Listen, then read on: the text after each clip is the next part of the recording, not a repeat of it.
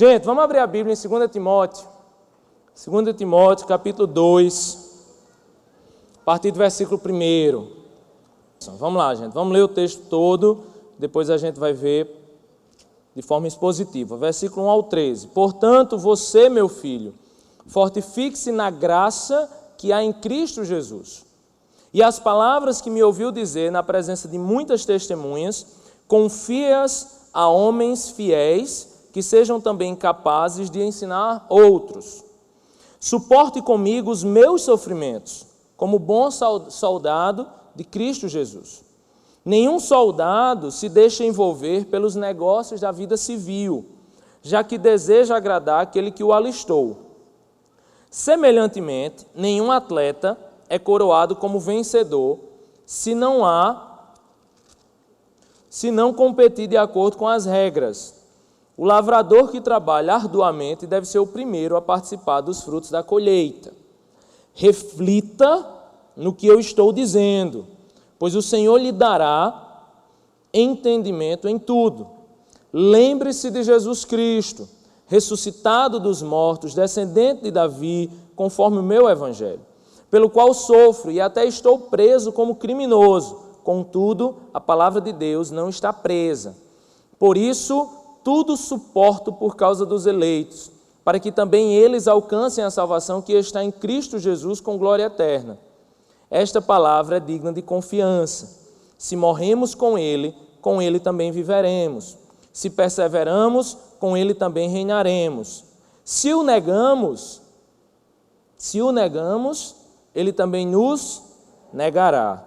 Se somos infiéis, Ele permanece fiel, pois não pode negar-se a si mesmo. Vamos orar? Senhor Jesus, louvado seja o Teu nome, ó Deus. Nós Te adoramos, ó Deus, por essa palavra, ó Deus, essa palavra de vida, Senhor, essa palavra que transforma a nossa vida, ó Deus, essa água da vida, Senhor, essa água que mata a nossa sede, ó Deus, essa água que nos faz crescer, essa água, ó Deus, que nos aproxima de Ti, ó Deus. Abençoa para a nossa vida, abre o nosso entendimento, ó Deus, tira as escamas dos nossos olhos, abre o nosso coração, quebranta a nossa vida, Senhor, que possamos, ó Deus, estar ligados a Ti, ó Deus, que essa palavra venha a ser uma palavra rema sobre a nossa vida, ó Pai. É assim que nós Te adoramos, ó Deus, e Te agradecemos por tudo, Pai, em nome de Jesus. Amém. Gente, essa é a carta de 2 Timóteo, uma carta muito conhecida por nós, uma carta de Paulo, escrito a quem? Parabéns, né? Isso aí deve ser meu aluno de escola bíblica, né? Carta de Paulo escrita ao pastor Timóteo, jovem Timóteo. Pai, essas cartas são as conhecidas cartas pastorais, de 1 Timóteo, 2 Timóteo e Tito. Carta belíssima, uma carta onde ele vai falar para um jovem sobre as dificuldades da vida, sobre a pregação da palavra. E a carta de 2 Timóteo, se você quiser acompanhar comigo, ele vai falar basicamente, ele tem 4 capítulos, né, como você vai ver, são 4 capítulos, e cada um ela trabalha um ponto principal. O primeiro capítulo, ele fala sobre a necessidade, gente, de retermos em nossos corações a sã doutrina, a necessidade de termos a sã doutrina em nossa vida. O segundo capítulo, ele vai falar que a partir do momento que eu tenho essa sã doutrina no meu coração, eu preciso começar a ser o bom soldado de Cristo e ensinar essa doutrina às outras pessoas. O capítulo 3, por sua vez, ele vai dizer que quando a gente tenta ensinar essa doutrina, nós precisamos perseverar nela, porque esse mundo é um mundo tenebroso, é um mundo muito difícil, é muito difícil viver cristianismo em um mundo como o nosso. Por isso que, a partir do momento que eu retenho essa palavra e que eu começo a ensinar essa palavra, e quando eu ensinar, sofrerei tribulações e perseguições, eu preciso perseverar nessa palavra. E aí sim, conseguir pregá-la, como diz o capítulo 4, para todos os povos. Então, essa é a filosofia da carta, basicamente. É uma carta que se preocupa com a sã doutrina e com a nossa responsabilidade na pregação da mesma. Mas vamos para o capítulo 2 e vamos entender um pouco sobre essa parte específica da carta. A carta começa com portanto, né? Portanto, você, meu filho, olha que coisa linda, gente. Paulo trata aqui Timóteo como um filho, meu filho amado, meu filho espiritual. Eu não sei vocês, mas quem aqui tem um filho espiritual? Levanta a mão. Uma pessoa que você cuida. Eu tive um filho, um pai espiritual, né? Ele me ensinou que Hebreus não tinha autor, Na verdade tem um autor, mas a gente não sabe. Ele me ensinou a orar, né? E eu me lembro que ele mandava orar, dizia, ora, Tiago. Eu, não, rapaz, eu morro de vergonha. Ele, ora, que essa oração é a mais bela que tem. E hoje, quando eu tenho um filho espiritual, eu vejo como é bela a oração do novo convertido. O posicionamento de Paulo aqui é um posicionamento de pai para filho. É aquela responsabilidade que um discipulador tem com alguém que ele discipula, né? Então, é uma presença muito próxima, muito paterna. Isso é muito belo. E aqui tem a grande preocupação de Paulo. Ele vai dizer, portanto, você, meu filho Timóteo, fortifique-se na graça que há em Cristo Jesus. Fortifique-se na graça que há em Cristo Jesus. É um chamado, gente, é um fortalecimento. É um chamado a um fortalecimento espiritual. E se a gente for ler o capítulo 1 de Timóteo, a gente vai entender como é que se dá esse fortalecimento espiritual. No versículo 5 do capítulo 1, vamos ler comigo, ele diz assim, recordo-me da tua fé não fingida. Estão vendo comigo? Sim ou não? Sim. Recordo-me da sua fé não fingida, que primeiro habitou em sua avó, Lóide. Olha que nome lindo, né? Lóide. E em sua mãe, Eunice, né? E estou convencido de que também habita em você. Versículo 12, do capítulo 1. Por essa causa também sofro, mas não me envergonho, porque sei em quem tenho crido e estou bem certo de que Ele é poderoso para guardar o que lhe confiei até aquele dia. Aqui ele está falando de Paulo, do próprio Paulo. Versículo 16. O Senhor conceda misericórdia à casa de Onesíforo. Olha o nome do seu filho, né? Oné. Né? O Senhor conceda misericórdia à casa de Onesíforo. Olha só o que é que Onesíforo fez. Porque muitas vezes ele me reanimou e não se envergonhou por eu estar preso. Agora que Paulo fala, gente, dessas 4 pessoas de tanta fé, Paulo fala de si mesmo, Paulo fala de Onesíforo, que não desistiu, que não se envergonhou do Evangelho, Paulo fala de Lóide e de Eunice, pessoas em quem habitou a palavra dele, e agora ele vai dizer a Timóteo, portanto, entendeu? Portanto, eu sempre toco nesse portanto, né? Portanto, Timóteo, meu filho, fortifique-se na graça que é em Cristo Jesus. A ideia desse texto, gente, é que Deus nos fortificará na graça se eu cultivar o dom que a graça me concedeu. O que é crescer na graça de Cristo, gente? O que é crescer na graça do Senhor? Nós sabemos que fomos salvos pela graça do Senhor, mas o que é crescer na graça do Senhor? Nós crescemos na graça do Senhor a partir do momento que valorizamos o que a graça do Senhor fez por mim. Nós crescemos na graça do Senhor quando a graça do Senhor resplandece através de mim. É quando eu vivo o que a graça do Senhor Jesus fez por mim. A graça do Senhor é fortificada na minha vida quando, por exemplo, sabemos que Deus nos perdoou de tantos e tantos pecados e nós conseguimos olhar para uma pessoa que nos fez mal e dizer, meu irmão, eu te perdoo, assim como Cristo me perdoou. Aí nós somos fortificados na graça. Porque da mesma forma como a graça de Cristo se aperfeiçoou em mim, a graça de Deus é aperfeiçoada em mim através da utilização dos meus dons nos irmãos, na vida dos irmãos. É dessa forma que crescemos na graça. Mas a gente vai falar um pouco mais sobre isso. Versículo 2. E as palavras que me ouviu dizer na presença de muitas testemunhas, confias a homens fiéis, que sejam também capazes de ensinar outros. E aqui está o grande ministério de Timóteo, e que é também o nosso grande ministério. O ministério da mesma forma como a palavra de Deus foi confiada a nós, a nossa grande responsabilidade de confiar essa palavra de Deus aos outros. Quem é pai sabe da grande responsabilidade que tem de confiar a palavra do Senhor aos seus filhos. Versículo 3. Suporte comigo os meus sofrimentos como bom soldado de Cristo Jesus. Nenhum soldado se deixa envolver pelos negócios da vida civil, já que deseja agradar aquele que o alistou. E aqui, gente, é onde eu quero me deter mais. Ele vai falar 3 metáforas da vida cristã. Ele começou dizendo que a gente precisa se fortalecer na graça. E eu já expliquei para você que se fortalecer na graça, a gente se fortalece na graça quando a gente usa os dons que Deus nos deu através de sua própria graça. Amém? Até aí está ok? Beleza. E aí ele vai usar três metáforas belíssimas. Ele vai dizer primeiro que a nossa vida cristã, a nossa vida com Deus, é como a vida de um soldado. Depois ele vai dizer que a nossa vida com Deus é como a vida de um atleta. E ele termina dizendo que nossa vida cristã, nossa vida com Deus, também é semelhante à vida de um agricultor. Ele começa falando sobre a ideia de um soldado, gente, um soldado. Eu tenho experiências horríveis com o exército. Né? Eu lembro que eu fui fazer um teste chamado do NPOR.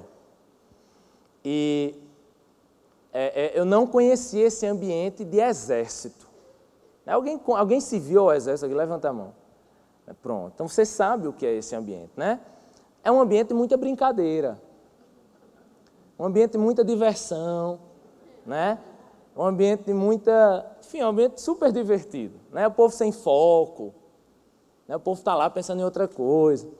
Eu sei que eu fui fazer esse exame e eu, que na verdade, não queria ir para o exército. Eu estava entrando na universidade, não queria ir para o exército. Aí fizeram, não, você vai fazer o teste do NPOR.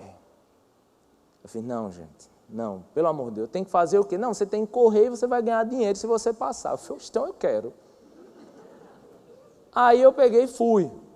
Eu nunca corri na vida, já tinha abandonado minha vida de esporte, desde aquela história que eu contei naquele último culto, né, que eu era um grande goleiro, né, e aí nunca mais tinha corrido nem nada. Aí fizeram, olha, você vai ter que correr 100 metros, sei lá, 12 segundos, 13 segundos, não lembro quanto era. Eu fiz 13 segundos, 100 metros, dá demais. E você vai ter que correr 2.400 metros em 12 minutos. Eu fiz, são quantas voltas ali? São 6 voltas. 6 voltas, esse círculozinho desse tamanho. 12 minutos, dá demais. Aí cheguei todo brincalhando, né? E aí, galera, sei o que, tal. Já levei um grito. Tá rindo de quê? Aí eu, nada. Aí eu sei que a gente foi parar os 100 metros. Fui lá para os 100 metros. Aí ele fez, fica aí. Quando eu chegar lá no final, vai ser os 100 metros. Aí vocês correm. Gente, esse cabo andou uns 2 quilômetros. Mas ele andou assim, tanto. E eu brincando, né? Brincando. Aí, rapaz, é 100 metros ou são 2 quilômetros aí, hein? Não sei o quê. Aí o pessoal, kkkk. Aí, rapaz, que 100 metros grande. Lá em Patos, esse 100 metros é bem menor. E o povo, kkkk. Aí eu era o palhaço da história, né? Eu sei, gente, que eu tinha um short da escola. Que era um short do tempo do ensino médio, do tempo de eu morava em Patos. E era o short da educação física, porque na escola você tinha aula, você ia com a calça, no dia da educação física você ia com um short. Era um short velho, gente, relaxado. Sabe o que é um short relaxado? Aquele folgadão, que você tem quase dar um nó aqui no lado para ele prender, né? Eu nunca tinha corrido, é sério, eu fui despretensioso assim, né? Eu sei que eu rindo, morrendo de rir, aí, não sei o que 100 metros grande e tal, o cabo estava lá no fim do mundo, realmente, eu não sabia que 100 metros era tão longe. Aí ele fez já, quando ele fez já, todo mundo correu e eu fiquei. Eu, eita pau. Aí eu vou, eu não vou, eu vou. Aí o cara fez, deu uma tapa assim nas minhas costas. Vai, o soldado manso. Né? Vai, rapaz. Aí eu saí correndo. Quando eu saí correndo, aí a desgraça estava feita. O short começou a folgar, começou a cair. É sério, vocês acham que eu invento essas coisas, né? O short começou a folgar. Eu sei que para segurar o short eu comecei a correr com as pernas bem largas. Foi. Aí deram o grito lá de trás. É um ganso, é? Eu sei que todo mundo chegou. É sério. Todo mundo chegou e eu fui o último. Mas, gente, eu demorei muito. Eu corro muito lento. Eu não sabia que eu corria tão lento. Eu corro muito lento. Mas teve toda a brincadeira, né? Todo mundo chegou e eu fiquei para trás. Eu sei que teve outro tiro lá de 100 metros com outro pessoal, outro. E eu fiquei lá meio escondido, né? Será que eu passei? Acho que eu passei, né? Acho que eu devo ter passado. Quando foi, ele juntou todo mundo, todo mundo, gente, era todo mundo que fez o teste. Eram uns 100 jovens. Aí ele juntou e fez, você. Eu? Sim, você. Passei?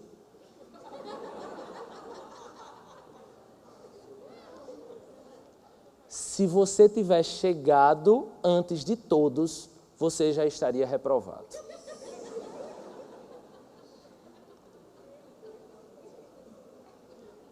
Ou seja, que você foi o último.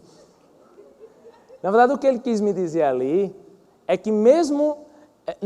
eu não estava excluído porque eu fui o último. Eu estava excluído porque eu não estava interessado naquilo. Eu estava brincando com aquilo, eu não fui preparado para aquilo.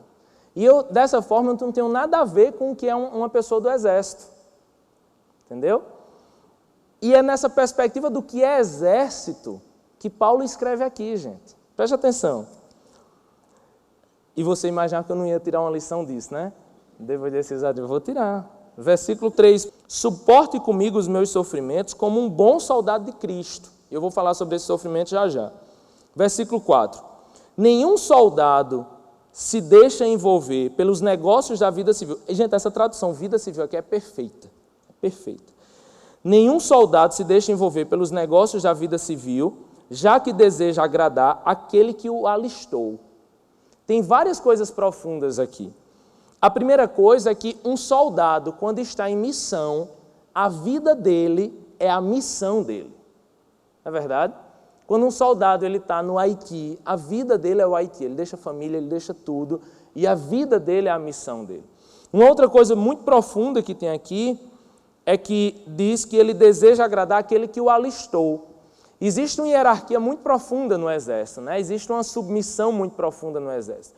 Existe um respeito muito grande com o coronel, com o capitão, né? Eu estava com um amigo desse do exército dia desse, e ele disse que já deixou o exército há anos, mas até hoje as pessoas o veem e dizem, capitão, capitão.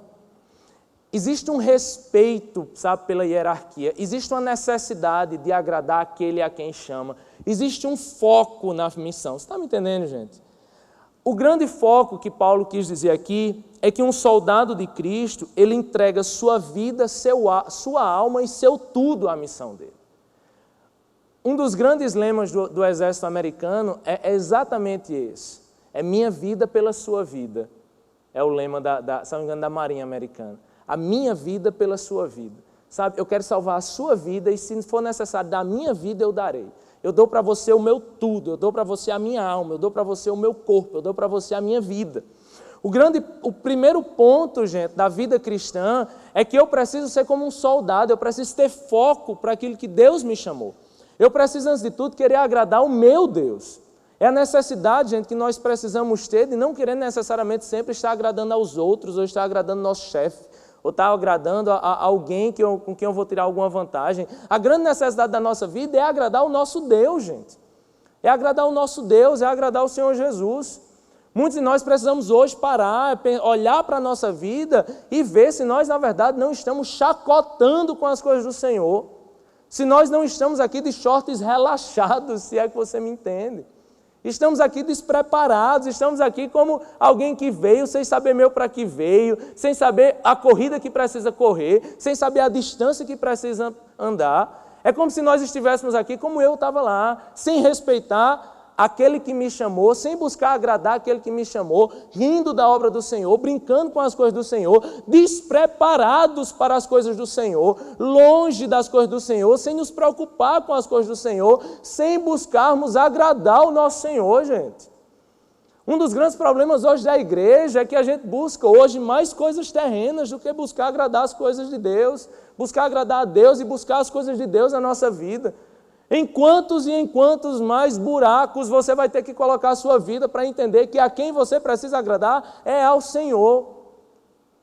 Estamos sem foco, estamos despreparados, estamos brincando com as coisas de Deus. Estamos brincando com alguém que nos trata com a maior seriedade, a ponto de ter dado a própria vida por nós. E hoje o que Ele exige de nós, não é nada menos que a nossa vida. Hoje, após a graça do Senhor, se você quer ser fortificado na graça do Senhor, a graça do Senhor que se revelou a partir da graça de Deus, da graça de Cristo a morrer por nós, e nada menos do que uma vida graciosa é o que Deus exige de nós. E o que é uma vida graciosa? É uma vida onde eu resplandecerei a graça de Cristo sobre mim na vida dos outros. E da mesma forma como Cristo morreu por mim, eu vou morrer pela minha esposa. E da mesma forma como Cristo me perdoou, eu vou perdoar meu inimigo. E da mesma forma como Cristo me amou, eu vou amar os outros. Gente, acabou a fase de brincadeiras, acabou a fase de viver despreparados. Precisamos viver como bons soldados de Cristo, para que possamos suportar todas as coisas.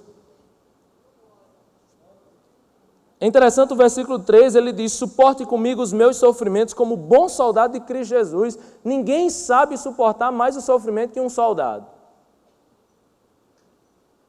O soldado vai para a selva, come sapo, aprende a tirar água de onde não tem, né? Aprende a viver da forma que pode, aprende a suportar os sofrimentos em meio a qualquer circunstância. Isso me lembra muito Filipenses 4, né? Filipenses 4, que diz assim: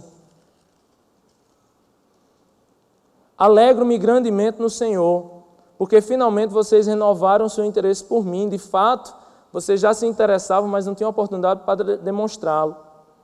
Não estou dizendo isso porque esteja necessitado, pois aprendi a adaptar-me a toda e qualquer circunstância. Sei o que é passar necessidade e sei o que é ter fartura. Aprendi o segredo de viver contente. Olha que coisa linda. Aprendi o segredo de viver contente em toda e qualquer situação. Seja bem alimentado, seja com fome, tendo muito ou passando necessidade. Tudo suporto naquele que me fortalece. Tudo suporto. Suporto viver de todas as formas. Suporto ter o que comer, suporto não ter o que comer. Na verdade, eu preciso adaptar-me às situações como um bom soldado. A gente precisa saber se adaptar a toda e qualquer situação como um bom soldado, gente. Porque eu lhe digo uma coisa. Essa desculpinha de que eu saí do ministério porque eu estou com outro emprego. Ah não, porque agora mudou muito minha vida. Aí eu abandonei todos os meus dons. Né? E agora eu vivo só para trabalhar. Minha vida agora é só trabalho. Por quê? Ah não, porque agora eu estou com muita coisa para fazer. Estou trabalhando 18 horas por dia. Agora eu não posso mais fazer nada. Não consigo mais pregar para ninguém. Não consigo mais sair com minha família. Não consigo mais... Ah é? Por que isso? Ah, porque agora eu estou com outra coisa.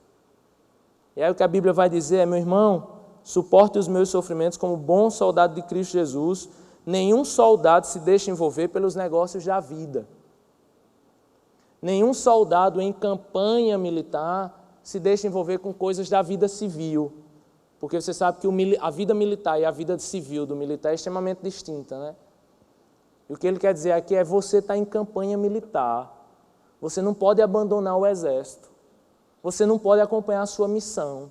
Você não pode sair da guerra que está travada, meu irmão.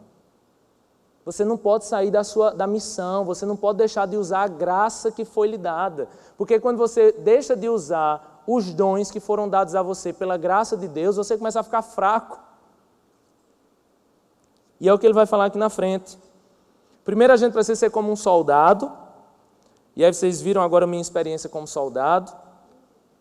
Agora vocês vão ver minha experiência como atleta. Versículo 5. Semelhantemente, nenhum atleta, olha só, é coroado como vencedor se não competir de acordo com as regras. E aqui a cena, pelo grego, ele está fotografando uma cena real de um atleta em plena competição.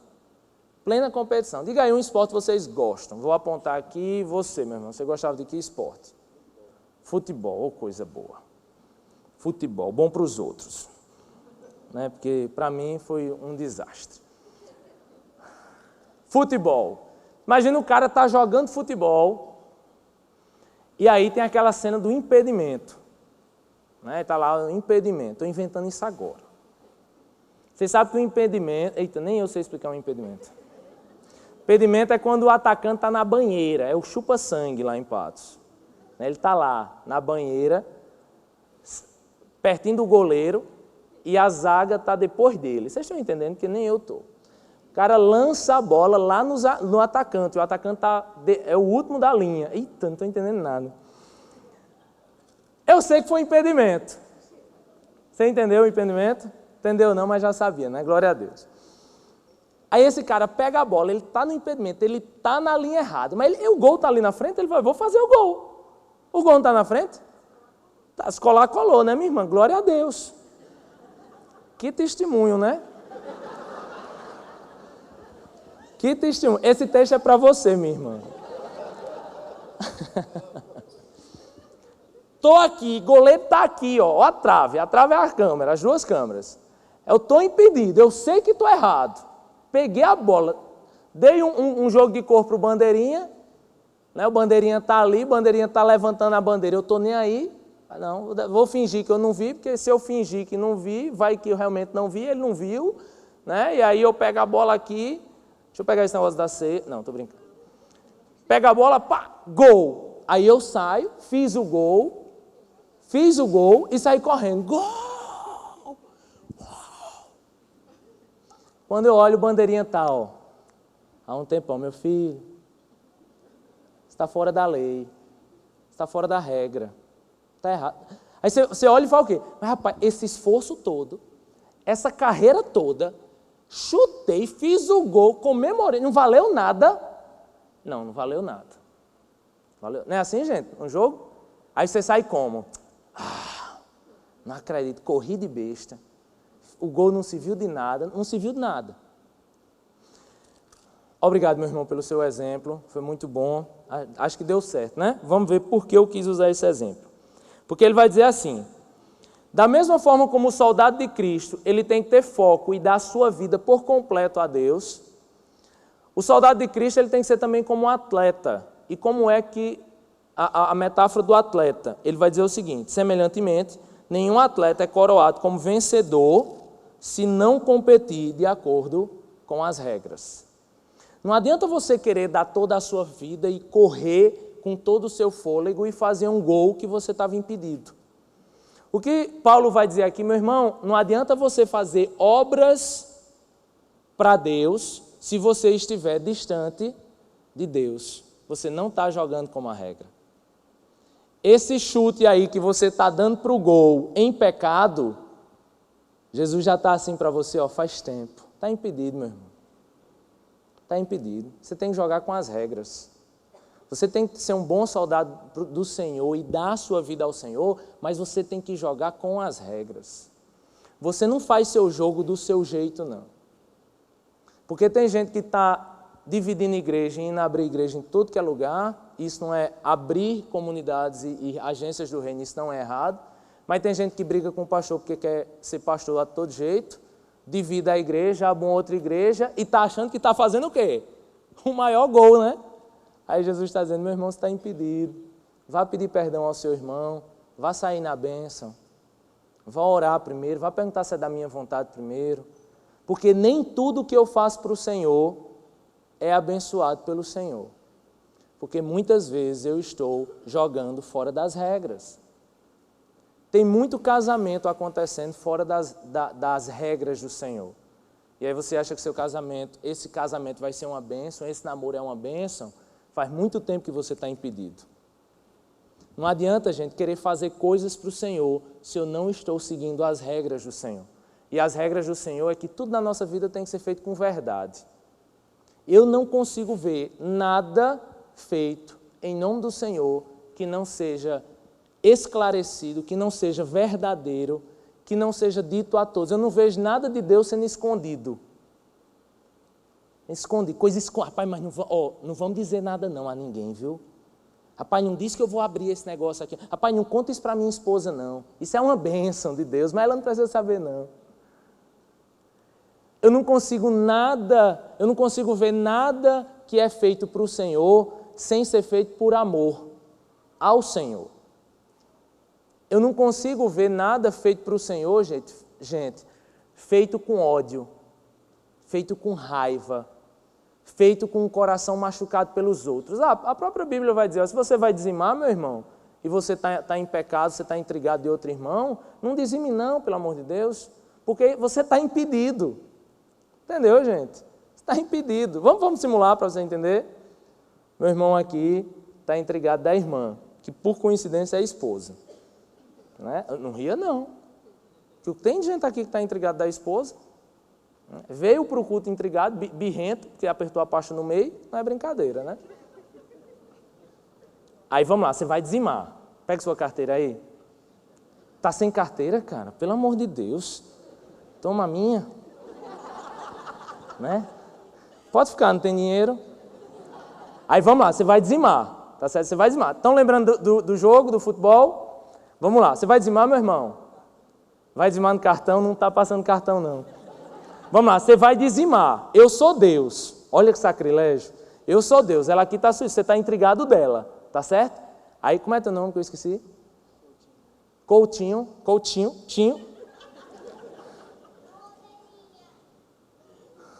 Narrador do jogo. Vamos lá, Coutinho. Você vai se levantar, você vai dizimar. Bota a carteira no bolso. Vamos lá, pode ir tirando a carteira do bolso e você vai dizimar. Lá vai Coutinho pela direita, pegou a carteira, tirou do bolso, vai sair, vai correr. Está impedido. Está entregado à tua esposa, cara. Você quer ir dizimar? Você pode até ir, mas vai ser nulo. Você está fora da regra, entendeu? Dê um abraço na sua esposa aí. Pronto. Não, calma, vamos fazer de novo. Bota a carteira no bolso. Agora pode. Vamos lá? Pode ir tirando a carteira do bolso, vai dizimar. Lá vai Coutinho. Pegou a carteira, pegou pela direita. Vai, meu filho, que eu não consigo narrar tão lento assim não. Vai. Lá vai ele, pegou pela esquerda, driblou a ceia. Vai, meu filho. Livrou a ceia, driblou, passou. Foi lá, ele está feliz com a esposa, ele está bem, ele está seguindo a regra. Vai lá. Bota aí em cima. Gol! Agora foi gol. Obrigado, meu querido. Tu nunca mais vai sentar aqui, né? Nos dados jovens tem um negócio, o povo só senta da câmera para trás. Eles até começaram a sentar aqui, mas foi só fazer isso 3 vezes que desistiram. Só senta dali para trás. Entenderam, gente? Fora da regra está impedido. Fora da regra acabou. Fora da regra não tem jogo. Ou você se adequa às regras, ou vai ser tudo nulo. Tudo. O atleta de Cristo, ele joga segundo as regras de Cristo. Amém? Versículo 6. Vamos para a minha experiência agora de lavrador. Versículo 6. O lavrador que trabalha arduamente deve ser o primeiro a participar dos frutos da colheita. Primeira coisa é que o agricultor, ele trabalha arduamente, gente. Ele trabalha com energia, ele dá a sua vida, né? Mas uma grande característica do trabalhador e uma grande bênção é que o trabalhador é quem primeiro participa dos frutos da colheita. Primeiro, alguém já plantou aqui uma árvore? Eu já plantei um pé de acerola, lá em Patos. Tu plantou o quê? Um baobá? O que é isso? Uma árvore? É? Benção. Deu algum fruto? Não. Foi igual ao meu pé de acerola, só deu 2 acerolas. Mas quem chupou as 2 fui eu. Porque quem plantou fui eu. Mas não é assim? Quando você planta, quem primeiro colhe? Você. Você é o primeiro que pega e come para ver se está bom. Né? Você é o primeiro que faz. Você achava que eu ia dar acerola? Eu plantei, eu fui o que plantei. Eu sou o primeiro a colher. E no reino espiritual, gente, também é assim que acontece. Quando eu planto no reino de Deus, quando eu planto, quando eu prego a palavra do Senhor, a minha fé é fortalecida, não é verdade? Eu prego para alguém. Antes de tudo, quem primeiro tem a fé fortalecida? Eu. Eu tenho a fé fortalecida, eu tenho a esperança avivada, eu tenho o amor aprofundado pelos outros e meus dons são avivados. E aí eu consigo, depois que eu prego, quando eu mesmo escolho os frutos primeiro, que isso é uma bênção no reino de Deus, eu sou quem primeiro participa da colheita, depois eu consigo ver os frutos do Espírito se desenvolver em outras pessoas. E a grande pergunta que eu faço é que a gente sempre, quando fala da obra do Senhor, dos soldados do Senhor, a gente pensa em ministérios eclesiásticos, e é uma bênção, né? A gente tem inúmeros ministérios. Mas eu quero perguntar, quais frutos do Espírito você tem plantado e colhido no seu marido? Porque o que eu estou falando aqui também, gente, é da pregação da palavra para o seu esposo, para o seu filho, para o seu empregado na empresa. Sabe? Quanto do Senhor você tem colhido porque você tem plantado? Para quem você tem pregado? Sabe? Na vida de quem você tem investido? Não, estou investindo aqui nesse meu empregado, nesse meu funcionário. Estou falando do Senhor para ele, estou falando sobre a obra de Deus. Né? E aí o cara é super irado, aí no outro aí você está lá falando sobre ira. Aí no outro dia o cara já está como? Já está mais manso. Aí você, colhi um fruto aqui já. Entendeu? No reino é assim, gente. Quando eu prego, eu primeiro colho o fruto e depois eu consigo ver esses frutos na vida das outras pessoas. Reflita no que eu estou dizendo, pois o Senhor lhe dará entendimento em tudo. Isso é fantástico, porque a gente tem parado pouco para refletir algumas coisas na nossa vida, gente. Pare um pouco e reflita. Eu estou trabalhando arduamente na obra do Senhor, sim ou não? Diga aí para você mesmo. Reflita, porque Paulo diz isso tudo, aí faz, meu filho, reflita. O refletir, gente, é parar um pouquinho para pensar. Para aí um pouquinho para pensar. Eu vou lhe fazer a pergunta, você vai responder na sua mente. Eu estou trabalhando arduamente na obra do Senhor, sim ou não? Responda para você. Eu estou competindo de acordo com as regras, sim ou não? E eu estou me distanciando da minha obra militar pelas coisas da vida civil, sim ou não? Porque a gente precisa refletir sobre isso.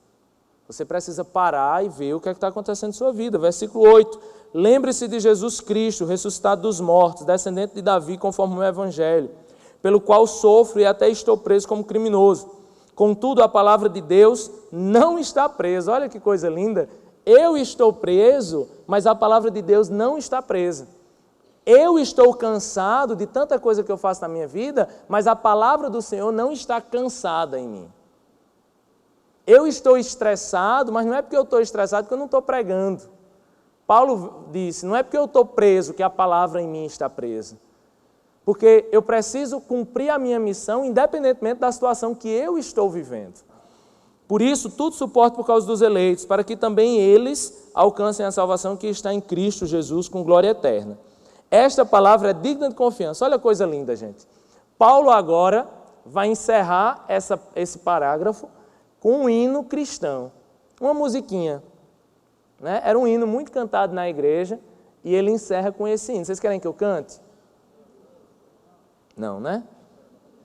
Não. Beleza. Vamos para o inferno, não sabe o que foi. Se morremos com ele também viveremos. Era mais ou menos assim. Eu tenho uma fita cassete do tempo. Olha só que lindo. Se perseveramos com ele, também reinaremos. Esse é muito feliz, não é? Preste atenção. Essas duas primeiras estrofes são fantásticas.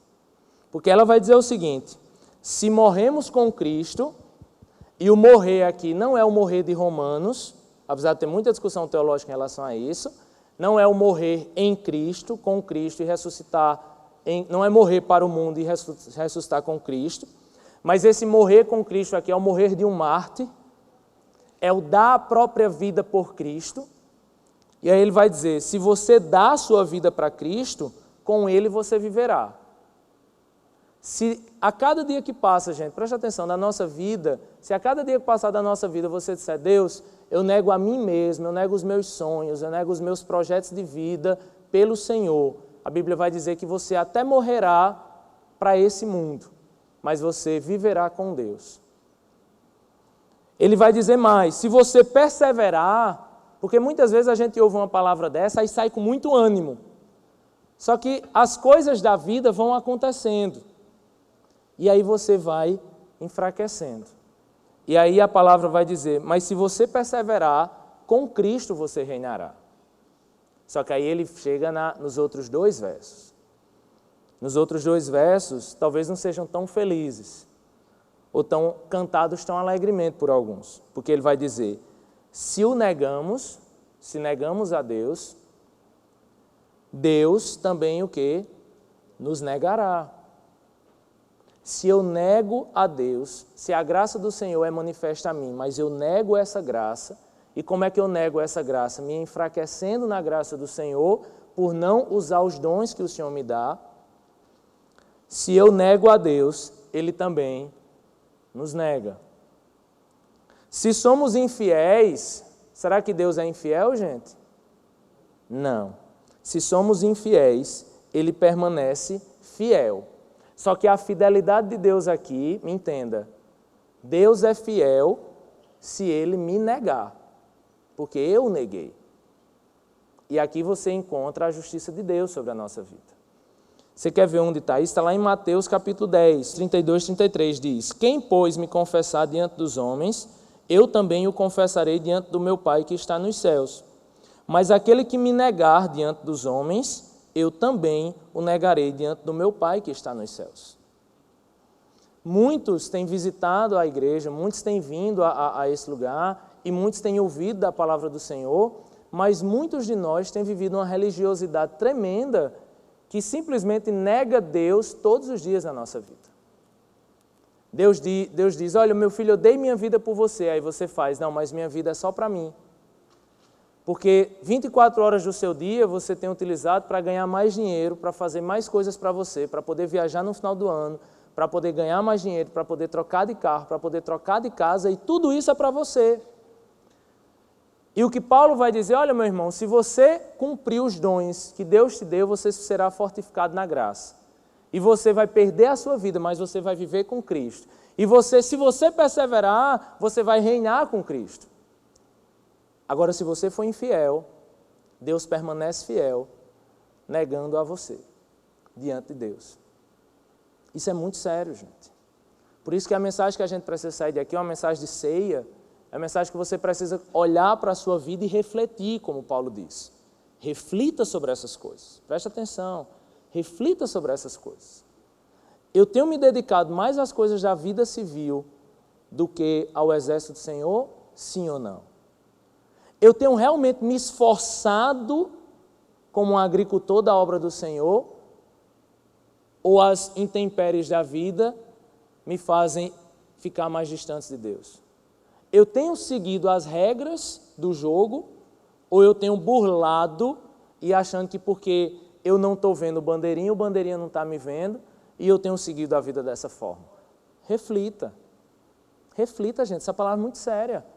A Bíblia diz que nos últimos dias algumas pessoas chegarão para Jesus, Jesus vai dizer, eu não os conheço. E eles vão dizer, mas Jesus, eu fiz milagre, Jesus. Eu profetizei, eu preguei a tua palavra, eu expulsei demônios. E Jesus vai dizer, apartai-vos de mim, malditos, não vos conheço. Vocês até jogaram, vocês até pregaram, vocês até profetizaram, vocês até expulsaram demônios, mas estavam jogando fora das regras do jogo. Eu não vos conheço. Não vos conheço. Gente, é muito sério. A gente tem construído grandes palácios nesse mundo, mas diante de Deus, a gente não tem construído nada. A nossa vida toda, nos últimos dias, o que é que você vai chegar a mostrar a Deus? Deus, olha aqui, Deus. Olha meu carro. Olha meu casamento. Olha tudo que eu construí aqui nessa vida. Aí Deus vai dizer, meu filho, aqui nada disso serve. Nada disso serve. Você me negou a vida toda. Você até foi para a igreja, mas jogou segundo sua regra. Você ia só na hora que estava mal. Aí você pedia minha ajuda, eu te ajudava. Depois você saía. Você jogou a sua regra. Você não estava atrás de mim. Você estava atrás das minhas bênçãos. De certa forma, você me negou e eu vou te negar. E é muito engraçado que a gente diz, se eu negar, ele permanece fiel. E a gente acha que a gente vai negar a Deus, apesar dele ter mostrado a sua palavra, e ele vai nos salvar. Se ele fizer isso, gente, ele é injusto.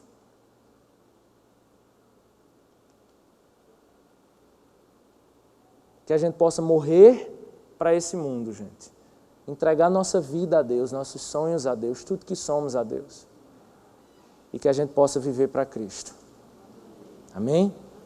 Deus nos abençoe.